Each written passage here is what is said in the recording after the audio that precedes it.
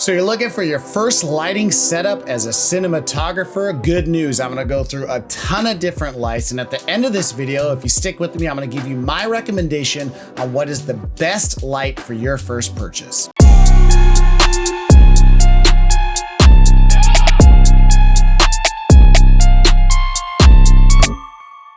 Welcome back, Internet. Robert Teagarden here again with another video. Today we're talking about lighting setups, the different types of lighting that you would need as a videographer and cinematographer. Before I get started, I would love to ask, if you haven't already, why don't you go ahead and hit that subscribe button and ring the bell for post notifications. I post content on a weekly basis on filmmaking and the business of being a creative. So if you like what you see here, join the Teagarden community so you can keep up with what we've got going on here. Lighting. Lighting is arguably one of the most important aspects of filmmaking, and there are a ton of different options. Chances are, if you've been looking around, you're totally confused in terms of where to start, what they do, and how it can apply to your different videos. The first place I want to start is with all of these smaller LED, compact, different things that have been going all over the place. Let's take a look at exactly what we've got going on. You look at lights like the newer CN150, the Bowling P1, and even the Aperture MX and MC models. Now these lights are smaller in size and consequently smaller in their output capabilities as well, but that doesn't mean that they're not incredibly useful. Now it is possible for you to use these smaller lights in a key light type of setting, but it would have to be in a smaller, different environment where you're not having to throw a ton of different light around.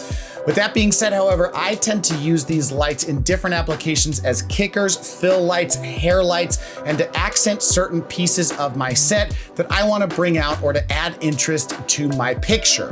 The majority of these lights can be purchased for well under $100, which makes them an incredibly valuable and useful addition to your kit. Next thing I wanted to talk about is the bigger version of these smaller LED panels. Now, typically what you'll see is a 10 by 10 or 12 by 12 inch panel. And because these lights are larger, they consequently have a higher lux rating, so you definitely could use them as key lights, but also as kickers, fills, and accents as well.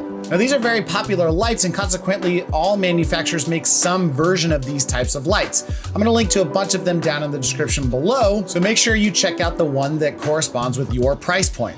Now these could be standard, bicolored, or full variable temperature lights, and the price point would be reflective of their CRI and lux ratings. I have a few of these lights that get used all the time, especially if I have to travel light. Here's an example of how I used a smaller 10 by 10 panel as a key light and a side light when I went to travel Denver earlier this year. The fact that they're lightweight, portable, easy to mount on a variety of different stands makes them my go-to light when I have to travel light and I can't take my larger kit. Now, a newer variant on these bigger LED panels that I wanted to touch on are these edge-lit soft LED panels that I'm using right now as a key light in my newer setup.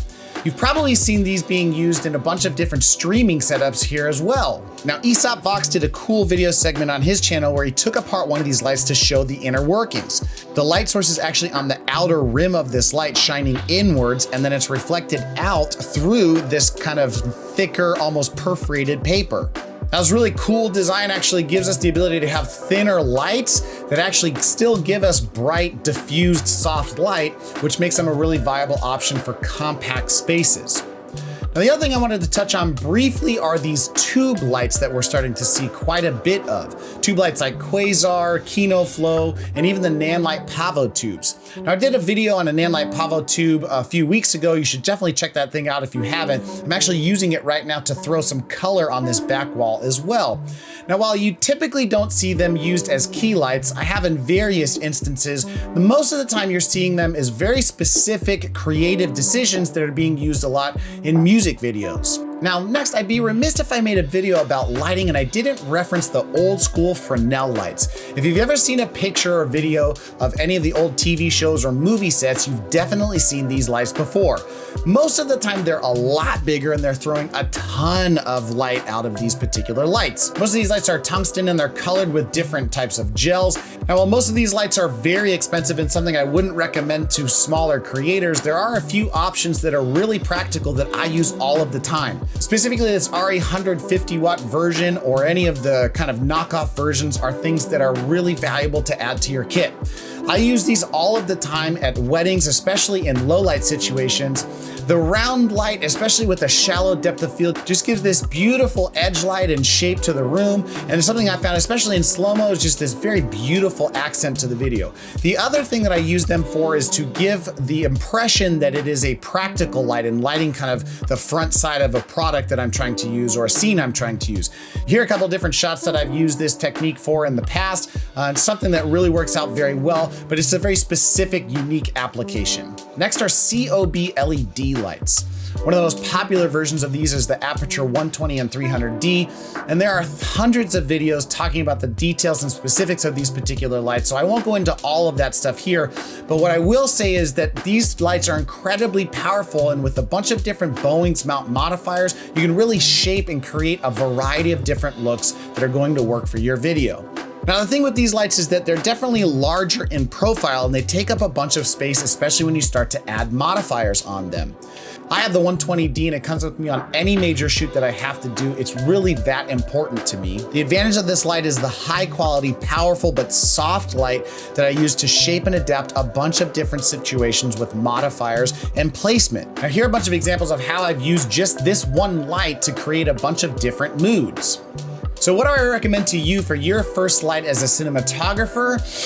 I really don't think you can go wrong with the COB LED, especially for the first light that you're going to purchase. And while I realize that the Aperture is something that's probably out of a lot of people's price range, this is why I recommend the Godox SL60. If you do your homework, you can find this light and modifiers for less than 250 bucks shipped to your house for free. It's got good CRI and decent output, so this with some modifiers is the one thing that is really going to increase the look and quality of your output dramatically.